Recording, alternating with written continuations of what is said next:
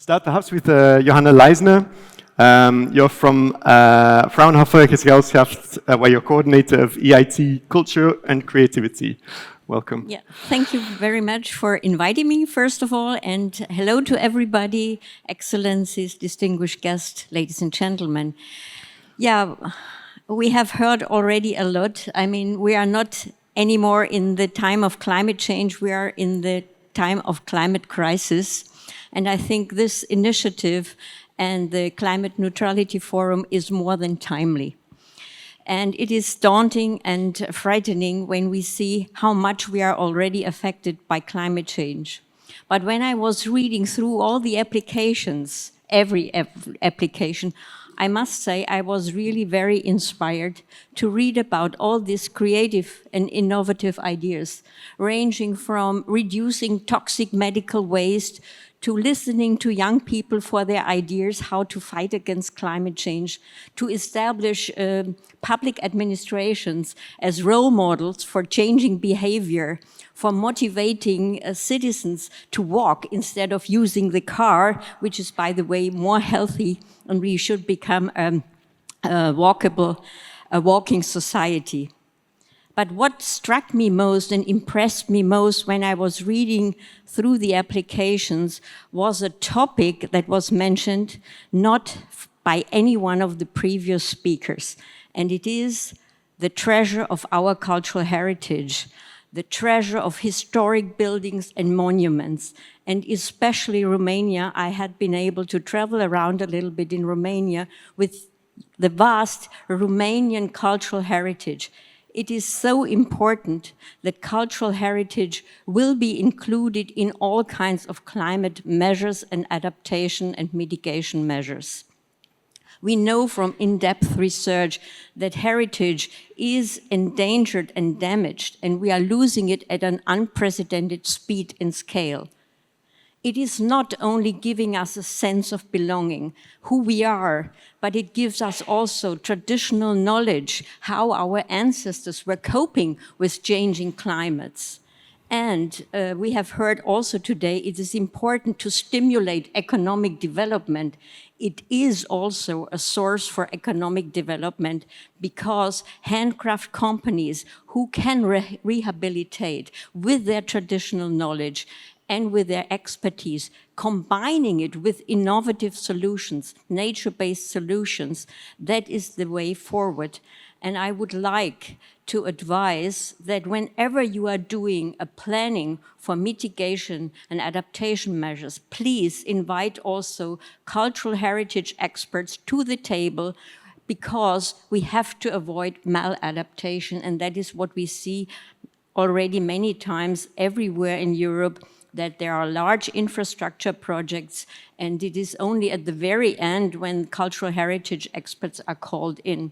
So I think with this initiative, and I have seen in so many applications that they have respected cultural heritage and included it in their measures, I think we will be able to go for a climate neutral future, and we can do it together and we can learn from each other, and Romania can play a pioneering role in taking care of the rich cultural heritage of the Romanian society. Thank you. Great to hear that cities in their applications prioritized cultural heritage in their journey towards climate neutrality. Thank you so much. Oliver Weigel, you are head of the Urban Policy Division at the Federal Ministry of Housing, Urban Development and Building in Germany. I'm really curious to hear from you in your role as jury member. What was it that stood out to you? Yeah, thank you, Michael. First of all, a very small correction. I used to be head of the urban development policy in the ministry, but I'm now the CEO of the International Building Exhibition in Munich since 3 weeks. So split personality still a bit. So what impressed me first, that was my ministerial standpoint. I had the privilege of drafting the first and the second Leipzig charters, where we were calling for horizontal and vertical integration. And the horizontal integration in governments is most normally far more complicated than in municipalities. And I was impressed by the horizontal integration in that program by, is it 6 ministries? That is, it's 6 ministries working together in this M100 mirror project. So that is really impressive. I try to imagine what that would have been in my country. The other thing that impressed me really, and I know the country pretty well, even as I've not been here, at least not as frequently as I used to in the last 4 years, is how many cities applied and in which way they applied. For me, it's not only cultural heritage. For me, it's the diversity of urban development, seeing things together, because everything that's taking place is taking place on the ground, which normally many people neglect. So all the interactions have to be taken into consideration, and seeing that from the applications impressed me. And there's another thing that really impressed me. It's the strong political commitment that they all had. I think it was also some kind of prerequisite, and the abundance of measures and awards won. Honestly, if I would look in my own country, in Germany, I wouldn't see nearly what I saw there. This is commitment, and that is, yeah, that's excellent. And from what I know from my international cooperations, also what Romania did by extending this initiative into a national framework that I didn't see anywhere else. So I was really impressed. I'm not only saying that because I'm sitting here, but I was really impressed. On the other hand, it was a good deal of work to work through the applications. Yeah, I can believe it. You certainly had your work cut out for you.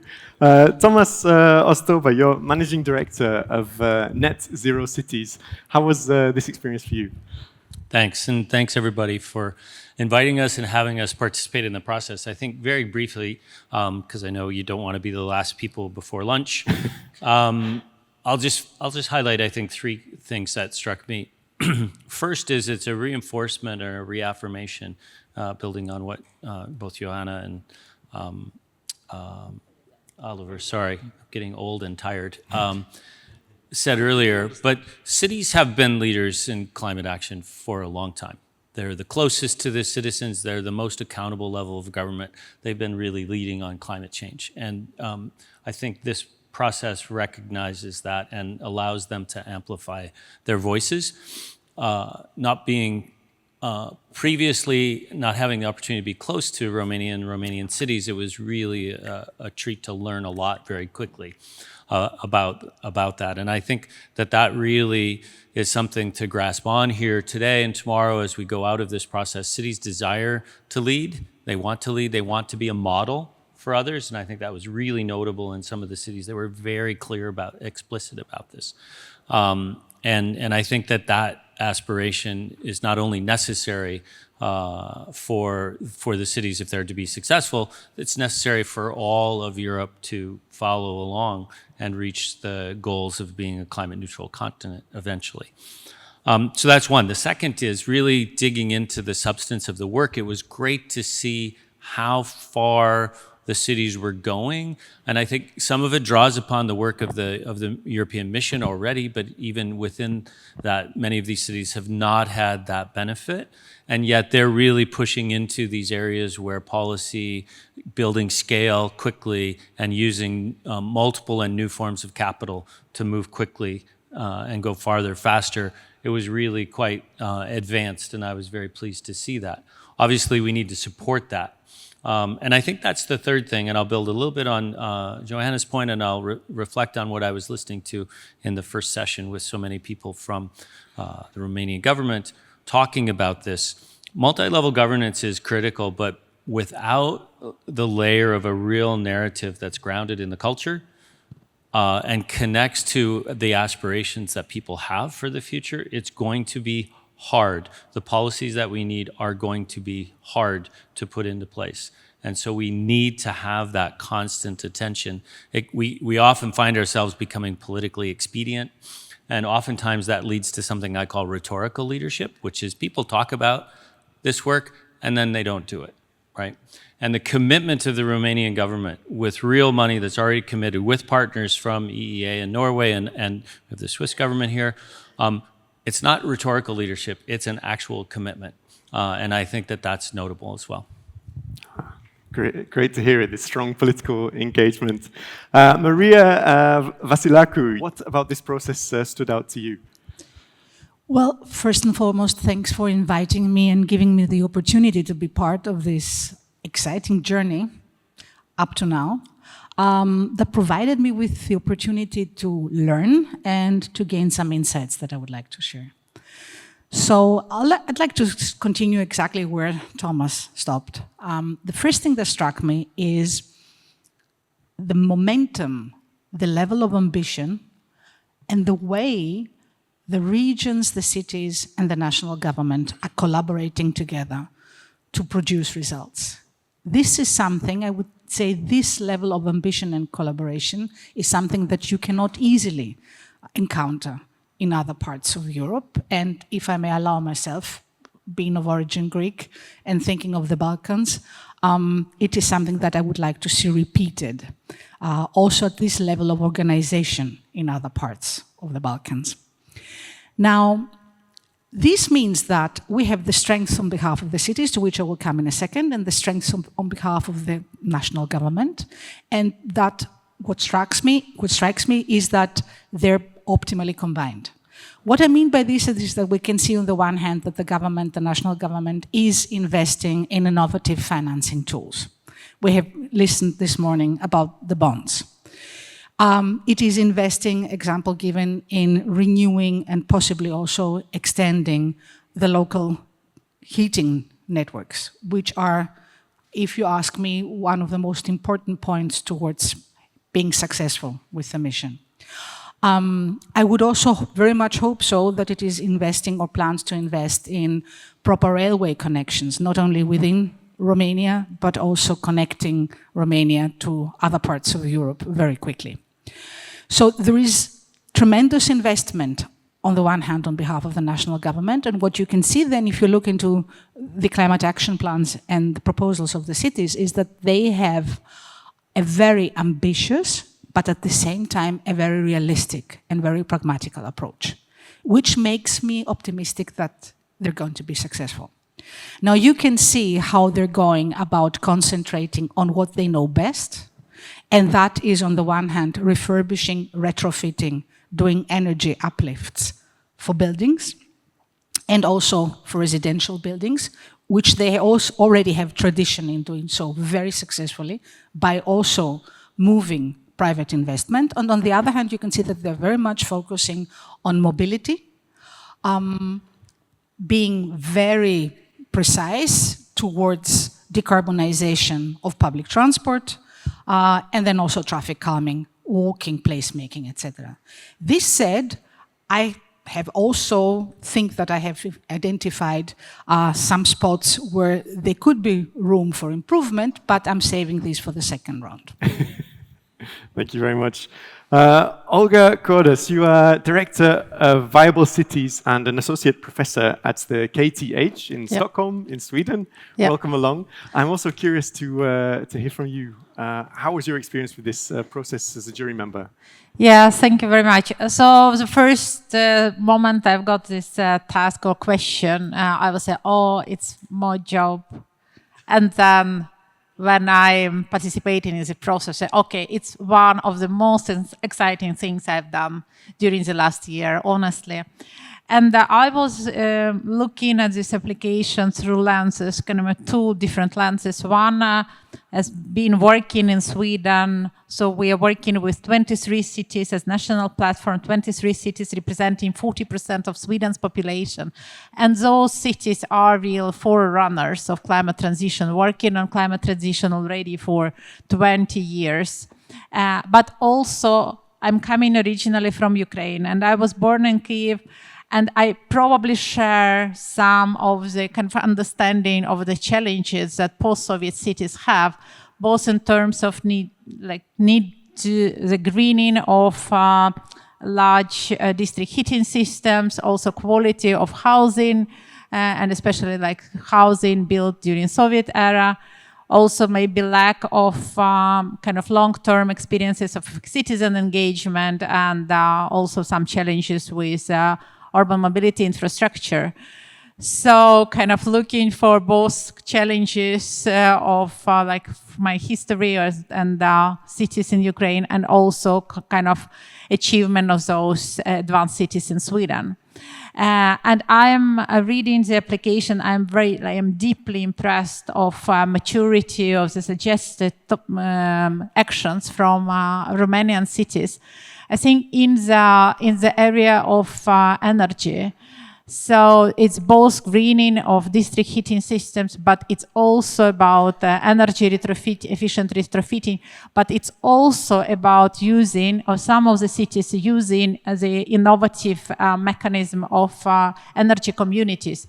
And actually about energy communities, I really want from the cities who want to implement it to know much more, because Swedish cities are just on the way to introduce energy communities. Also in the mobility, it's not only about, which is very important, electrification of public transportation, but it's also about reducing number of private cars, but it's also using a lot of green kind of natural-based solutions and green areas and green spaces. Amazing. And the third is involvement of citizens. So many of you are experimenting and having different ways of deliberative democracy. So cities are also using participatory budgeting, super interesting. But I think that many of cities are pointing out to young generation, to school children, to university children. We've heard this from the Ministry of Education. And this is a way to go. If just like focus on one thing, I would go for that.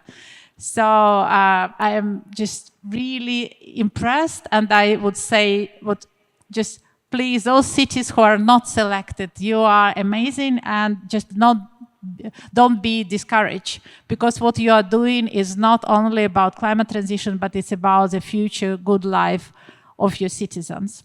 Thank you. Great to hear that you were so impressed by the work of all 16 cities. Thank you. Julio Lumbreras, you're an associate professor at the Politécnica University of Madrid, and also a Harvard instructor and sustainable cities expert. What about you? How was this experience for you, and what were your highlights? Yeah, well, first of all, thank you also for inviting me to this process. As Olga said at the beginning, it was like, oh my God. Too much work, but it was worth it. So thank you so much for that. In terms of the process, I was impressed by the professionalism and the hard work that the technical team did, and how everything was organized, and the quality of the proposals. I think that was, but I want to focus on only one thing that I learned in this process. I think we all know how hard this is to transform our cities and to become climate neutral by 2030 or 2035. And I've learned that here in Romania, at least, or with these cities, there is one key aspect that is very well worked, which is collaborative governance. So I think you are, or Romanians are experts on collaboration, which we all say, but it's very hard to practice. It's very hard to make this real. And I think you are showing Europe and the world how this is possible. Both at the national level, seeing 3 ministers today, we were talking about this in the coffee. That's really impressive. Probably you won't find any place where 3 ministers come together to an event, right? So this collaboration among ministers, but also among countries. So we have here people from Norway, Iceland, Switzerland, and all of us from other national platforms across Europe. So that shows how you are really working on this. And Elena Simon and her team leading the Capacities project is also another, showcase of how this collaboration is real here in Romania. So for me, that's very, very important. And the cities in all the proposal, or most of them, I would say, they stressed a lot the multi-stakeholder collaboration. So almost, at least the 7, I think I reviewed, probably all but one were focusing on collaborating with the academia, with industry, with the social sector, with other levels of government. So it was really impressive how they have this in the genes, right, of what they are doing. So for me, this collaborative governance and distributed leadership to make this transformation is the key aspect. We'll talk about the challenge because we'll talk later, but only one thing I missed is collaboration among cities. So there was a competition. This process was a competition rather than a collaboration, right? So now we need to find a way to move from this competition to a real collaboration also among cities. It's a nice challenge to lay down to the 16 cities as well. Thank you very much. And last but not least, Chrysses Nicolaides, you are a strategy consultant and an advisor for cities. You're also, like Maria, a board member on the EU mission for climate neutral and smart cities. What are your thoughts on your experiences with this process? Okay, thank you very much for the invitation to be here in this excellent event. It's really an honor, and I'm very impressed also for what is happening with this event so far. Now, I was following from the very beginning as a member of the mission board what is happening in Romania from last year when they started the M100 hub. And also, I had the opportunity as a member of the jury to see what is happening with the cities. I am absolutely impressed with what we have seen, all of us, as members of the jury, in the applications. And I compare personally with 377 applications in 2020-21 that was for all the European cities that they applied to join the 100. It's a very high level. I say that all the 16 cities have produced quality work. They explain all their experience, their initiatives, their awards, their vision and ambition. And most importantly, this was led by the mayors, all the cities. Now, coming back to following your comment, really, I was also very impressed with the government support for the mission in Romania. This is very important. I know that even the Ministry of Education is involved. I didn't see any Ministry of Education in other hubs and government cooperation for the mission is very important.